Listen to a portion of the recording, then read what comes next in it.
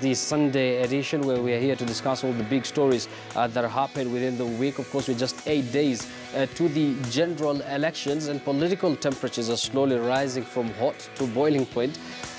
Dismas, once again, let me just start with you. And we've seen the reaction there by both the CS Defense and the Interior Cabinet Secretary. There are those who talked about the body language of the Defense Cabinet Secretary.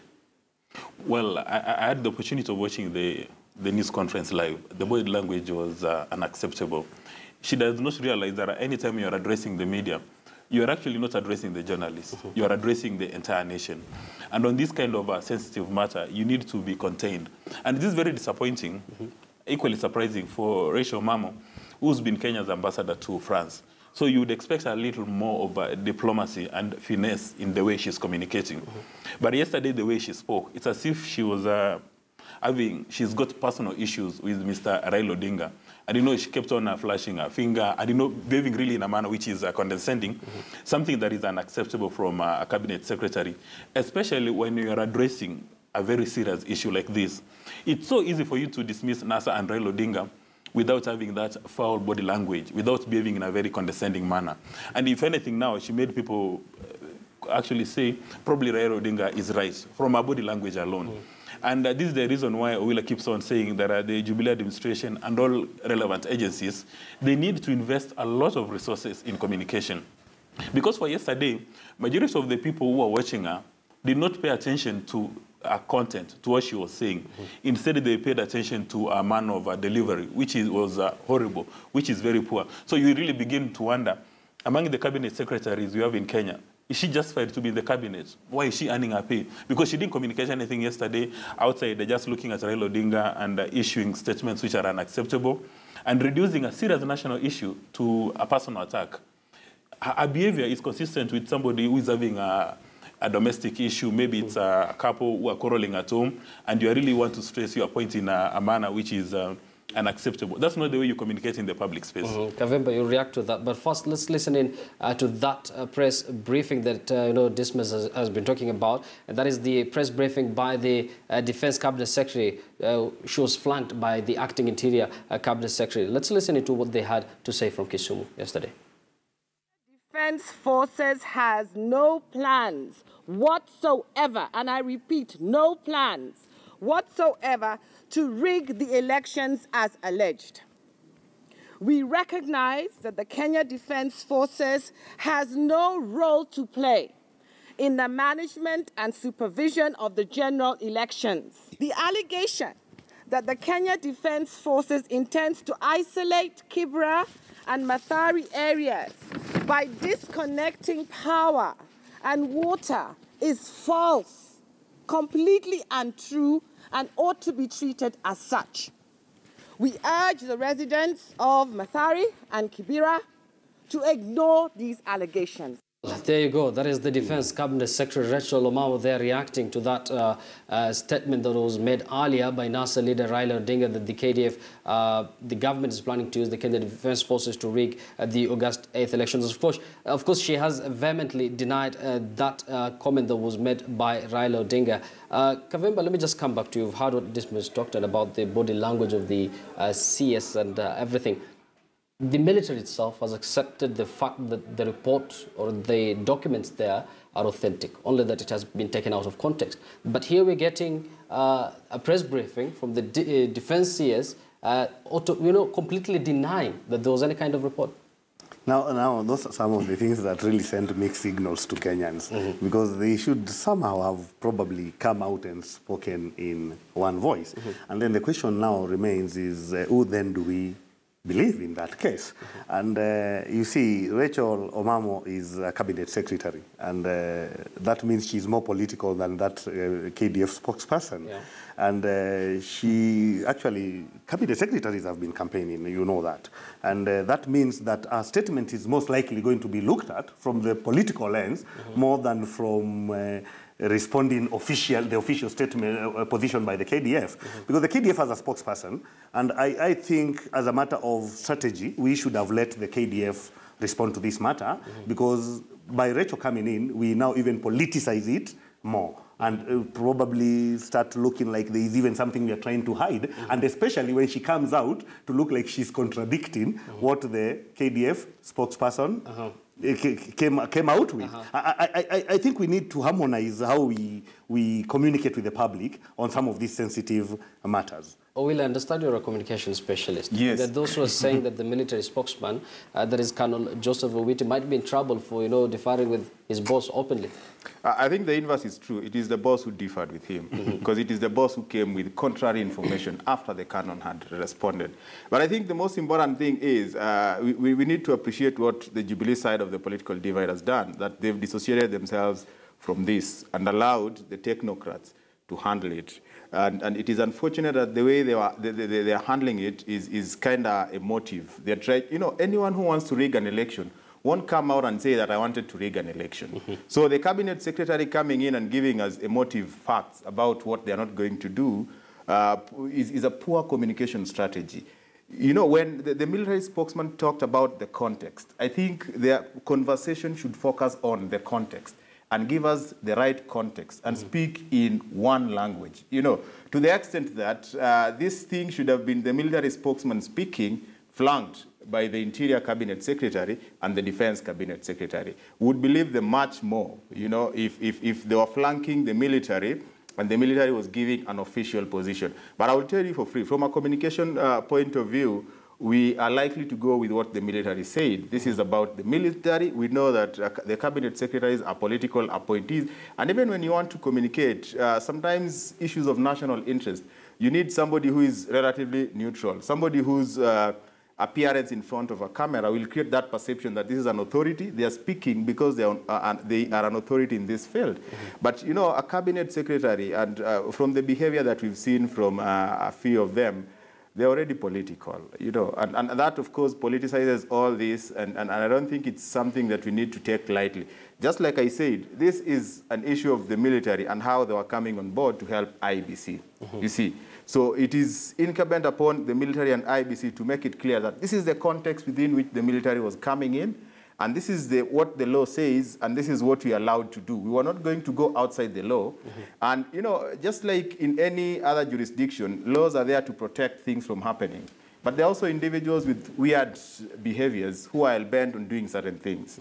So again, it is upon the military to say that we are a disciplined force. And if there are individuals who have been used by the political players, then we will deal with them internally, rather than have the political players continue with this conversation. It is not helping. Dr. Chabida. I think there's also a problem with Omamo, with the body language, the way Dismas has said. There's something that they are missing that Ngaiseri had. Ngaiseri had the military background and also the politics aspect. So I think next time when President Uhuru Kenyatta is appointing the CSS, he should appoint people that have a mixture of both. That is the technocrats and also the political side. Because Raila is really having a field day. Remember, Raila has been setting the agenda for these guys.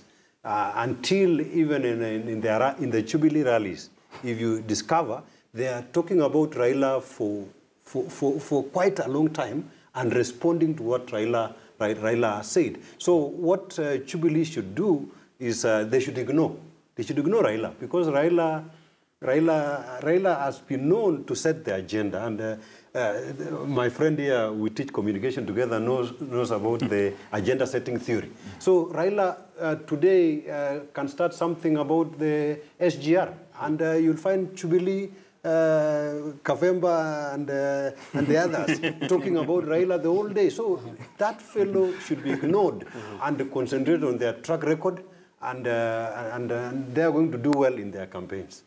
Kavemba, I think he has heard that and is going to deploy you maybe as one of the strategists. Now, Dismas, I do believe you've seen the content of that report. I think it's titled Operation Dumisha Utulivu. There are a lot of coded language, and there's an aspect that, has interested so many people, and this is the deployment of soldiers that are deemed regime-friendly. Do you think this should raise alarm? Well, first of all, when you look at our KDF, our generals are highly regarded. When they go for international meetings, they're normally given the front row. And we are actually, in Africa, we are a best practice. We train our neighbors. I've seen guys from from Botswana, from Rwanda, come in Kenya for military training. So the fact that the quality of the resource we have at KDF is solid is not in doubt. The only crisis we have here is communication. And I think the military now needs to come out. Now, not anymore using a spokesman. The chief of defense himself now needs to come out and state the facts as he knows them or as they are. So that we shouldn't be running all over town saying, the spokesman said they were quoted out of context. Yeah. So what is the context here? He needs to tell us what is the context. Because as indicated, people come up with leaks for several reasons. Probably there's a senior soldier or a general who is unhappy over the KDF's participation in local politics and is decided to give out the leak because he wants us to have a conversation around that. Or maybe there's somebody, because the economy is doing poorly and he wanted to be given some money, so he decided to leak out this information. So we really need to get to understand the facts as they are.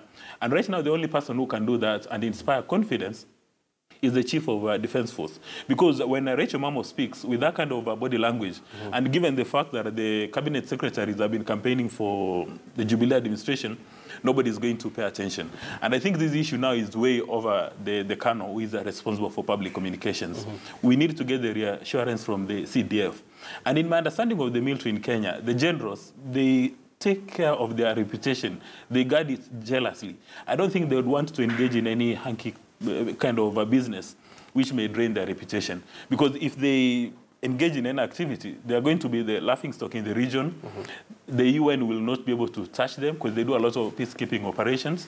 And I think for me, from when you look at the global practice, for NASA, they've gone through the high courts, all the issues they said there are loopholes for stealing the election. Using James Orengo, they've been able to seal the loopholes. And it seems to me, for them, the only thing which may compromise their win is the participation of the military. So they're shining light on it, which is the reason I wonder why a nation like Kenya, 50 years after independence, an election is like a security operation. I mean, people from Eldoret, where the good doctor comes from, are saying you're seeing an increased presence of policemen all over, choppers flying all over. So you're beginning to wonder, are we actually going to an election or is it a security operation? Has somebody stolen some cows and you have people going after the cows? Allow me to give an example from the UK. In the UK, when you're having the polling, the stations would open at 7 in the morning till 10 at night. And the election is largely run by volunteers. You will not see a single policeman at the polling station. And you don't even need to go with an ID. You just go to the polling station, identify yourself. You're going to be given a ballot. They cross out your name using a normal pencil, and you cast your ballot, and you go home. You don't see any security anywhere. Last year, there was an election for the Austrian president, and the people were taking their ballots and using the post office. So you collect your ballot, you vote for somebody, and you know it's going to be counted somewhere. But because the glue they were using, the adhesive on the envelope, was not so solid, they recalled a number of ballots. Because now in those societies, the trust levels are extremely high. But in Kenya, for some reason, our politicians want to steal an election. They don't want to respect the will of the majority of the people. And I think for NASA, they should go to the top of the mountains and shout out wherever there is any mischief.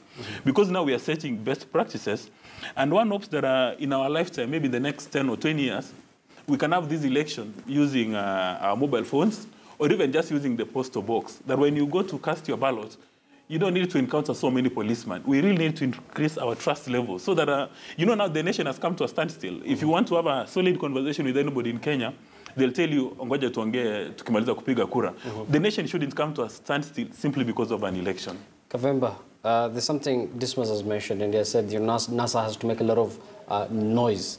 And the people are considering these allegations by the NASA leader to be some sort of a propaganda. Of course, it's a season of propaganda and goodies. We've seen that from Jubilee. Do you think it should be considered as a propaganda? Because NASA is also getting a lot of traction out of it. Yeah, you see, we are in a, that's why I said the less we politicize the matter, the better for all of us. Because you see, this is politics, and everybody would want to use whatever is in their possession for political mileage. Yeah. But I think the most important thing would be that they've made allegations that the military that the government is planning to use the military in some clandestine operations and outside the provisions of the Constitution and the law. That is the issue. I think that should be the issue that the KDF should be responding to. Because, you know, ordinarily, there are things that the KDF can do as part of their duty. One of them is to secure our borders. You know, we have enough counties where we are threatened by Al-Shabaab, and we are going to have voting there. So for them to be in Mandera, for instance, to ensure that the enemy doesn't infiltrate our borders to interfere with our election, they need no parliamentary approval for that. That is one of their core duties. So it is upon them, it is incumbent actually on the KDF to come out clearly and explain that the only extent to which we are going to be involved in this election is to secure the borders, to ensure that the enemy cannot penetrate and interfere with it. It is important for them to come out. And we are not going to be used in any other way that the Constitution and the law does not allow, at least to give an assurance. Because for politicians, you really don't know where the truth ends and where propaganda begins, because it is the nature of politics. And it is also easy to use such a thing to mobilize your people, to have the siege mentality. And you know, the siege mentality brings people together. It is like an adhesive that actually now even puts people that our win is being threatened. And we have to ensure that it does not happen. So this can also be used by NASA in that way. And that is why the KDF should be the one coming out clearly and explaining to what extent they are going to be involved in this election and what law supports their involvement. That would really put this matter to rest. But if they leave it to politicians, they are probably going to be the biggest casualty. Owila, propaganda and politics, they always appear on the same line, but you can't have propaganda and security in the same line. Do you think NASA have all the reason to panic? I don't think NASA is panicking, and they have no reason to panic, because if you look at the tilt of where this election is going, they don't have to panic. But do they have a reason to shine the light and the spotlight on every other area that they think is, relatively gray in terms of how it's going to take part in the election process? They have a reason to do that. And this is one of the things that they've done. And just like I said, I mean, so long as you are suspicious about something that is of public interest, you have a reason to make noise about it. But coming back to the military, whether this is propaganda or not, because politicians have the proclivity, to use propaganda in any election. They just overstretch what is called public relations to a little bit of conversations that will give them mileage, and it becomes propaganda.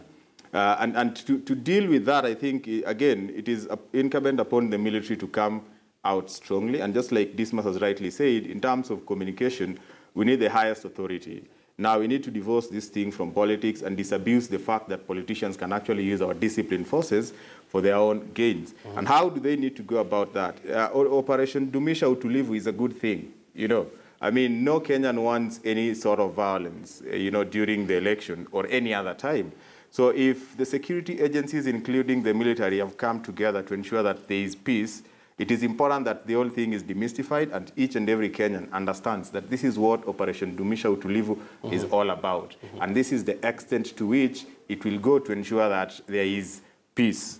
It is important. Sometimes the only way to deal with negative affront on your reputation is to come out and say exactly what you're doing and what your mandate is. So the military, IBC, should come out outside the government confines and tell us that this is exactly what we are doing. And the most authoritative voice that can make sense in doing that is actually the top-notch officials in the military. So that any other Kenyan who is walking down the streets in Migori, in Sagana, in Chwele, in Kakamega, or Bungoma understands that there is Operation Dumisha Utulivu.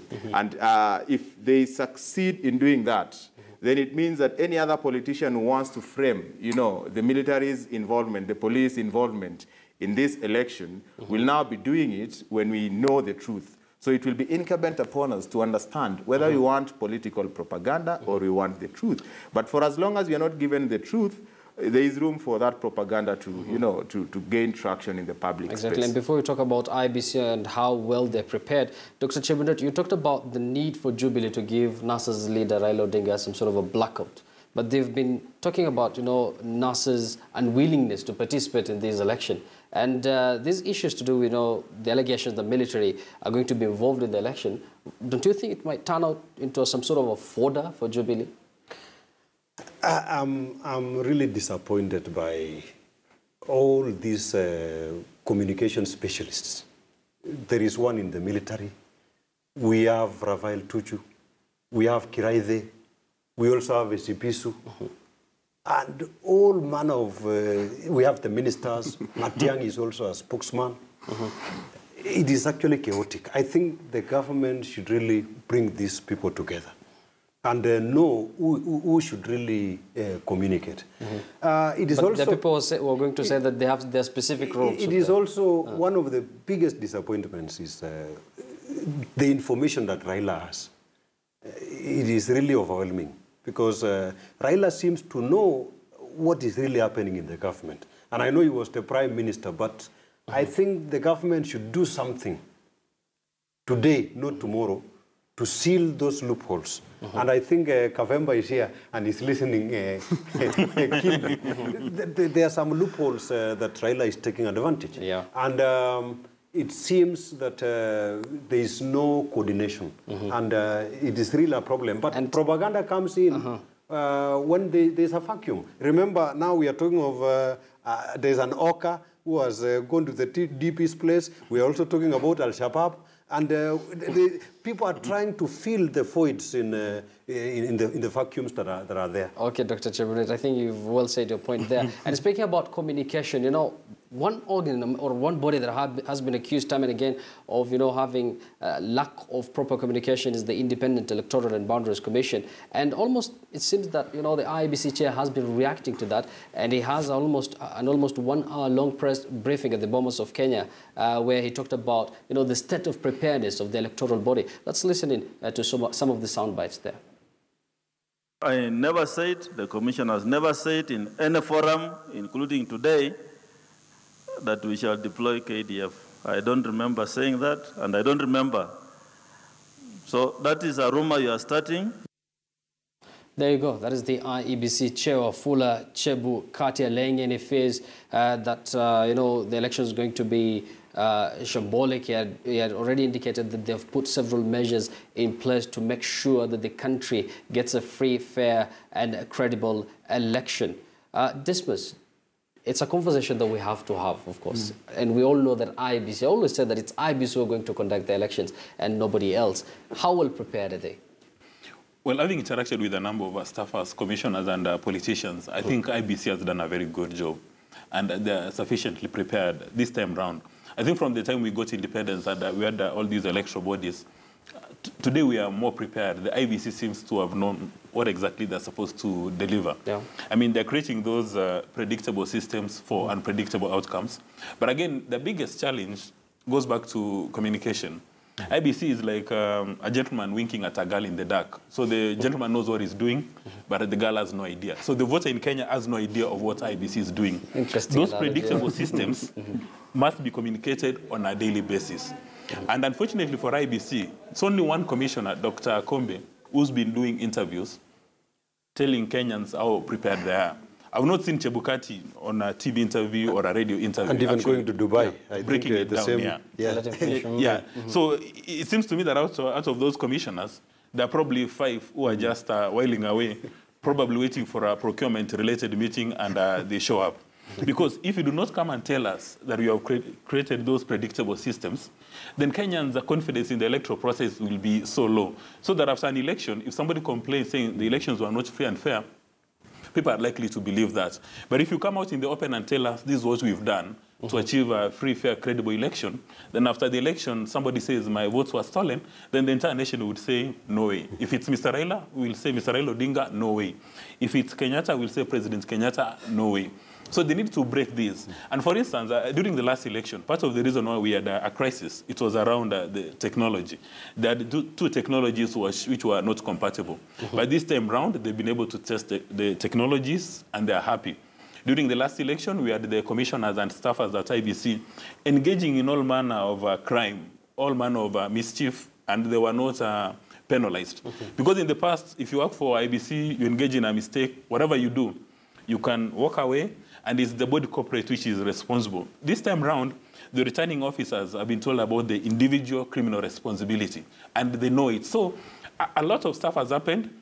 So one wonders, why don't these commissioners come out and tell us?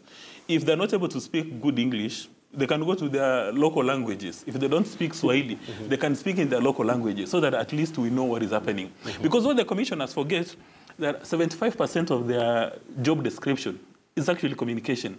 They need to suffocate us with information to some extent that if you see Chebukati or Dr. Kombe, you switch off the television station because there's so much information. But right now, it seems to me, probably they fear the media. They don't want to be associated in the public space because probably they're preparing to run a bad election so that we don't associate with them. You remember also in the last commission, you can hardly remember any commission apart from Isaac Hassan. Maybe that's the template they're borrowing from. That if this election is a success, then on the 10th of August, all of us will go to KICC and say we did this. But right now, as they prepare, everybody's running away from responsibility. Kavemba, clearly IEBC has a lot in their in-tray, and they have the Herculean task of, delivering a fair and credible election. There are those who have been accusing them, including Dismas here, that they have, they have some sort of lack of proper communication. But we had a briefing by the IEBC chair, Fuller Chebukati. It was about a 1 hour long kind of a briefing telling Kenyans on how well they're prepared for this election. Do you think we're seeing a change in tactics when it comes to their communication? Now, I have to say that I'm not among the people who feel that they are underperforming. I actually think they are really trying. You need to consider something. These people just came into office the other day. They had to learn the ropes very fast. And we are having an election on the 8th. And the other thing that I actually differ with him, because I once met an ambassador, I think he's Ambassador Kip someone, he's a commissioner in your sister radio station, Radio Maisha. And he was there to try and also explain himself. And I raised the concern that he's raising. Why am I feeling like you are not doing your civic education role as per expectations? Then he told me we have challenges. We have budgetary challenges. Actually, we've been forced to do what we are doing, come to such shows that are not paid for, so that we use these opportunities to communicate to Kenyans as much as we can. That the problem is that they do not have enough budget for civic education and for publicizing the very many aspects of the election that they should. But they are doing their best within the constraints. The other thing is that Chebukati has become proactive of late, that whenever there is an issue that is raised, even when the issue of Al Gore was raised, he responded. And he's been responding at every juncture whenever anything is raised regarding the IEBC. So I think in terms of communication, other than the budgetary constraints, which they've tried to explain, they are trying to come out and explain themselves whenever there is a matter that needs them to explain themselves. At least I can't accuse them of shying off whenever there is an issue or even allegation that has been made against them. For that one, I think Chebukati is starting to assert himself. But there is need for him to assert himself more, because the key player in this election is the IEBC. If anything goes wrong, because even these other games that the accusations and counter-accusations cannot take place if IEBC is uncompromisable. So we need to really focus on the IEBC and make them know that if anything goes wrong, it won't matter who interfered with them, because the law is very clear. It actually protects them from, that's why they are independent. Other than their name, they have the independence to do their job as envisaged in the Constitution. So if they, out of human weaknesses, allow themselves to be interfered with, to make this election not credible, then they'll have nobody else to blame. And like he said, leave alone the returning officers. Even clerks have personal responsibility in law this time. If it is found that it is a clerk that deliberately did something that was not meant to be done, then they are going to carry the cross. So we hope that that is going to be enough to ensure that they focus on getting it right. We're lucky we have a communication specialist here. Do you think the lack of budget is to blame for the lack of communication from IEBC? Well, I think the issue of budget is neither here nor there, because IEBC has never complained that they don't have money. I mean, that is information that is not in the public domain. So if Kavemba has it from a commissioner, then it is not something that they've shared out as a concern. So we cannot really talk about that. But I think we also need to appreciate that putting the IEBC on the spotlight, like if these condition statements if anything goes wrong, I think puts them under a lot of, pressure that is unnecessary.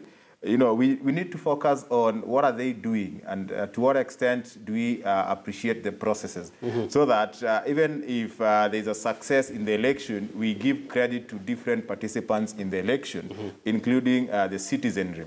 And if there is any anomaly, we don't blame IBC wholesomely, we apportion blame where it is due, And I think I agree with the two of them to the extent that this institution has done so well in terms of preparation for the election, in terms of letting the public know. I think the briefing that Chebukati gave is refreshing. We actually understand how the whole process will be cascaded upwards until the national returning officer, the chair, declares the winner. I think that is elaborate, and they've done that.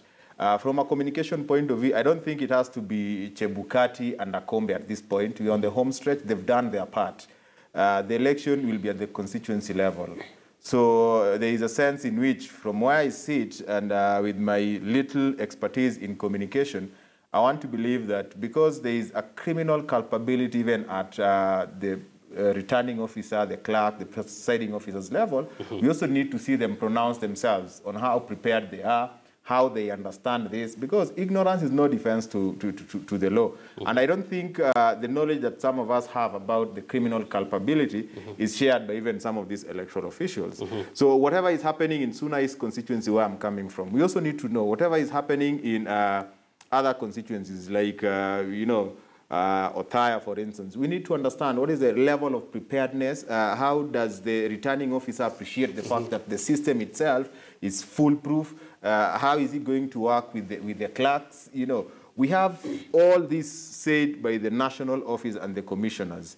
Now we need certain pronouncements by the people we are going to interact with when we are voting. And I think that is the level to which IBC should now focus on. And that is very important. We're just 8 days away from the general elections. Dr. Chebunet, I'll give you a time once we get back from this break, because we're going to discuss more, including politics in the Rift Valley. Remember, on the campaign trail today, President Uhuru Kenyatta is expected in Tala, Murang'a, as well as Embu, before having a final rally right here in Nairobi. They've termed their rally today in Nairobi as a prayer rally that is going to be conducted at Uhuru Park. And on the other hand, NASA leader Raila Odinga, together with his brigade, are expected in Nakuru. We're going to cover all those events live for you right here on KTN. But we're going to take a very short break, but we'll be right back with much more right here on the Sunday edition. Don't go too far.